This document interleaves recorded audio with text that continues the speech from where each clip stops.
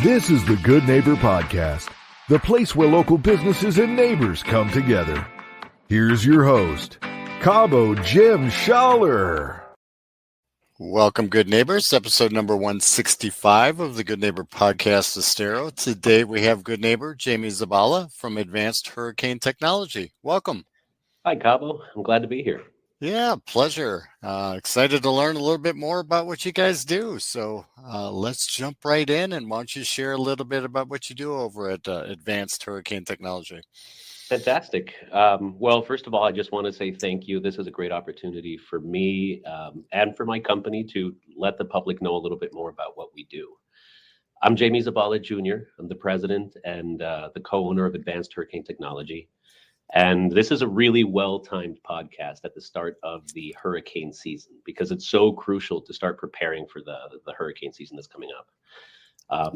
My company is a family-owned business. We're immigrants, so we moved here to the United States in 1993.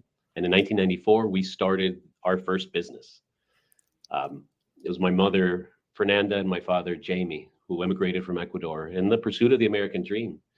And my dad, actually, his first job was fixing hurricane shutters. And so he learned the business from the ground up. Wasn't until 2003 that he came up with a unique invention that he patented that really propelled us to where we are today. And that's kind of what's helped build the company. It was the invention of the end retention system. That was the first technological breakthrough of the company and really what gave us our name. And it meant that we could eliminate storm bars, those really pesky, thick bars that used to have to be put right in the middle of hurricane shutters every 6 feet. Well, eliminated those. And so all of a sudden it became the market standard and our product really began to dominate.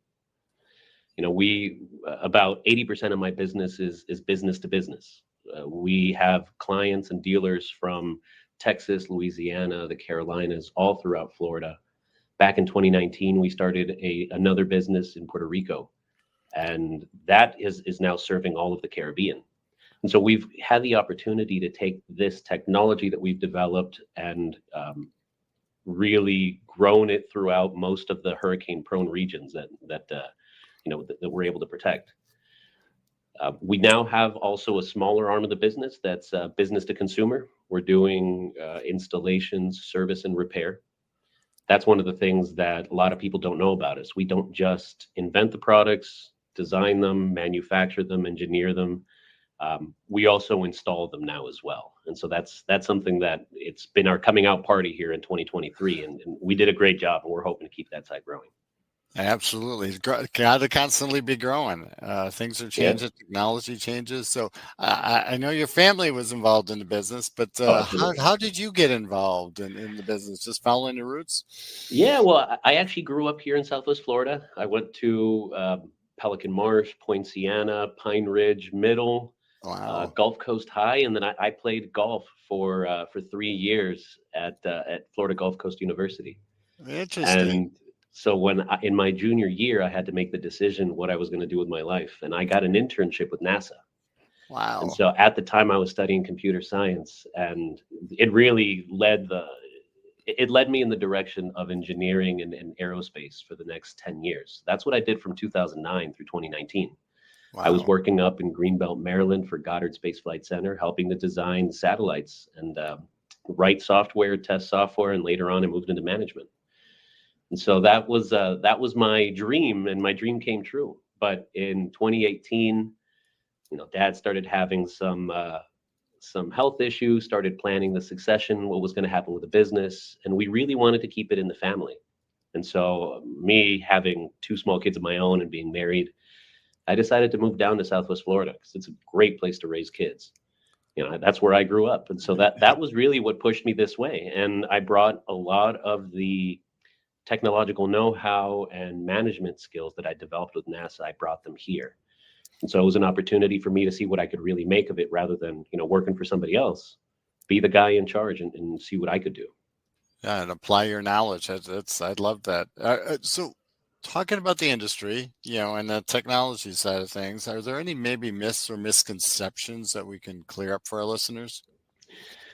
Absolutely. So we don't just manufacture roll down shutters and hurricane screens and accordions and all of that stuff. We also distribute impact windows. And that's one of the things that we hear all the time is that why would I get shutters when I can just get impact windows? The fact of the matter is that impact windows break. Impact windows break, they leak. The way that they're tested, they have a 12 PSF, pounds per square foot, rating on their water penetration testing. And so during hurricane conditions, that looks something like 55 to 60 miles an hour. And so Wow. if all you have protecting your home is impact windows, you can expect, if you have wind-driven rain, you can expect your home to get wet. It's a simple fact. On top of that, if you do get impacts onto your windows, those windows will break. Now they're designed to protect what we call the envelope of the building.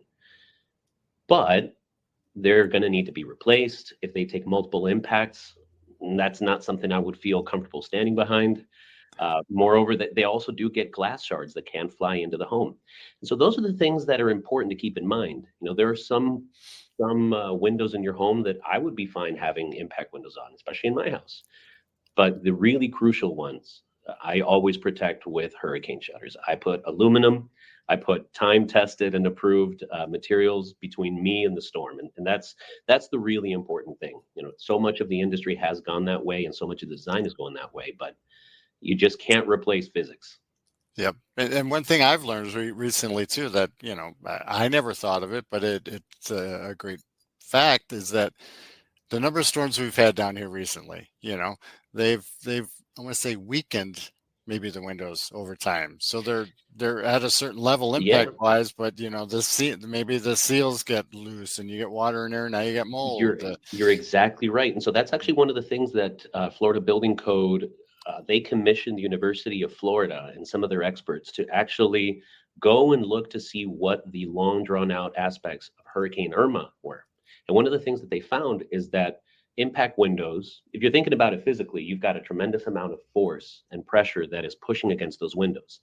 But glass is more or less rigid. And so something has to give, and it's those seals. And so with repeated movements back and forth, those seals at the end of a storm are shot. And most impact window companies actually won't warranty their windows if they've gone through a hurricane. So you're kind of on your own. Wow. It's the reverse with hurricane shutters. So hurricane shutters are designed to go through hurricanes. Damage that they take in the storm is certainly not covered. I don't think anybody out there is going to cover hurricane damage. But if your hurricane shutters are unaffected by the storm, they'll continue to be warranted. And you can't say the same thing about windows. Absolutely. So, do you notice anything? Well, obviously, there's been a lot of changes in the industry, but is there anything trending at the current moment? Yeah, so Hurricane Ian was a water-based event. And so right now, my company and I know a few other companies are working on developing flood barriers. A flood barrier is going to be key part of hurricane protection moving forward, especially here in Southwest Florida. So we've partnered up with a couple of different companies to come up with a temporary solution, which would be something like a flood barrier that's 3 feet high that can go across the opening. But realistically, we're working on a permanent solution because it has to be easily deployable or else people aren't going to use it every time. Yep. It has to be, forgive the term bulletproof. It has to work. Yep. And it's actually the Wild West. There aren't any codes out there that are established for residential flood protection. They have it for commercial and they have it for a couple other fields, but right now there's not a lot of regulatory coverage in this area. So we're trying to develop something that is what we're calling a roll down flood barrier that would be both a hurricane shutter and a flood barrier up to 2 meters in height. I'm not promising that it's going to be out anytime soon, but it's certainly something that we're working on because we see the problem that needs to be solved. And so we're trying to use our expertise to do that. We also have a couple other things like bulletproof hurricane shutters that we're working on. Those are pretty cool. We're going to be putting something out in social media soon about that. But we've been able to shoot basically any handgun or pistol at it without any kind of penetration. Wow. That's been awesome. Not only testing it, but developing it. And we're working on different kinds of solutions so that people don't feel trapped in their homes when their shutters are down. Screens are one way of doing it, but we've got a couple other things that we're working on as well. Interesting. And it continues to evolve, like you said, with the technology. You have to. Yeah, absolutely. So you mentioned you live down here in Southwest Florida. You grew up around here. You played a little bit of golf. When you get a Yeah. moment of free time, what do you enjoy doing? Well, so I played golf for so long that it's kind of hard to give up. So I still play golf. I play in little, scramble or pro-ams whenever I can. I still enjoy that a lot. My kids both like the Scouts, and so I volunteer for the Scouts with them. I'm actually the treasurer of Pack 2001 down in Naples. Wow, nice. And live vicariously through them. I never got the chance to be in the Scouts, and so I really enjoy going there and kind of passing on some of my knowledge, but at the same time really experiencing kind of the camaraderie of bringing a bunch of people together. The camping is certainly a lot of fun. And more recently, we bought a ping pong table here at the office. And so we've been playing ping pong almost every day. And so Very just nice. whatever we can do to blow off steam. Business is tough and it's stressful, but especially in this industry. But, you have to keep things free and clear because at the end of the day, it's about spending time with your family and having fun. Absolutely, and you need that downtime once in a while too to keep things in perspective per se. Yeah. So is there one thing you wish our listeners knew about advanced hurricane technology that maybe they don't know? Yeah. So things that people don't know about the hurricane industry is that there are very few vertically integrated companies that do it all. You've got 80 shutter companies between Marco Island all the way up to Port Charlotte. And when you're making a decision, you need to know all the facts. Most shutter companies don't build their own products. Most of them don't manufacture or design their own products. They're buying things that other companies and other people have designed. We're one of the few, if not the only in Southwest Florida, that actually designs, engineers, manufactures, develops, tests, everything here. We do it ourselves.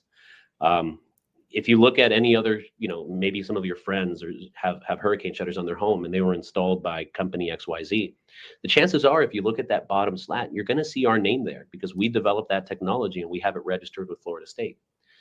So, we do this gladly. We do it for the benefit of the public because at the end of the day, our job is to make products that save homes and save lives. What we're trying to do now is we're trying to tell people, work with somebody local. We're local. We design our products with Southwest Florida in mind for the solutions that are going to help Southwest Floridians.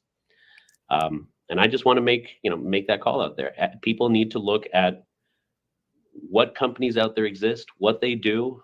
Go visit the factory. Come visit ours. I'm sure you'll be impressed, and we'll love to have you. That's important to understand. Like I said, what's behind, because everybody else has a different product or service out there, and they don't necessarily get it, or understand it. Right. At the end of the day, most people know about shutters because of the marketing that's out there, Yeah. or because of the fear tactics that exist. But a lot of people are more willing to spend time researching a $15,000 car purchase than $35,000 worth of protection for their home. Right. And that's just because of the availability of information. So do your research, go out and visit a few companies. Absolutely. Great advice. Great advice. So how would our listeners go about contacting you if they wanted to learn a little bit more? So the best way is probably to go to our website. It's www.advancedhurricanetech.com. You can also try us at rolldowns.com. We own that domain. And take a look at what we've done. We've got over 500 dealers nationwide. We've done over 50,000 finished product installations and manufacturing. And if you get a chance, please come to our factory.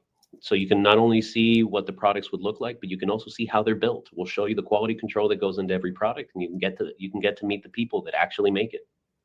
Very nice. So, any last words for our listeners?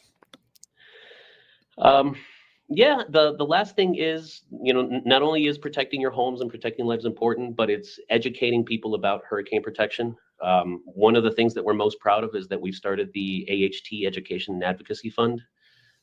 My sister and my wife actually co-wrote a book that tells kids what hurricane preparation is about, what it's like to go through a hurricane, and after a storm, what it's like to clean up. And that's one of the things that nobody ever talks about in hurricane preparedness. When people are doing their hurricane kits, they're never putting in little snacks for their kids or their little toys that they're going to play with. And it's one of those sad facts that kids are going to go through this, and they're going to be much more scared, and they're going to know much less about what's happening than the adults. And so don't forget them.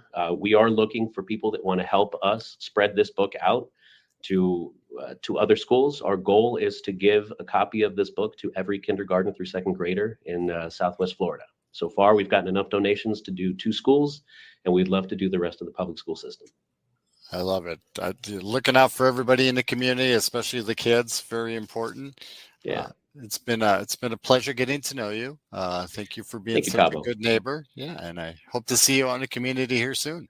Absolutely. Thank you for having me, and I really enjoy the opportunity.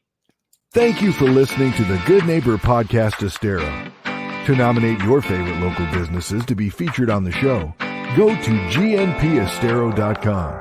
That's gnpestero.com or call 239-296-2621.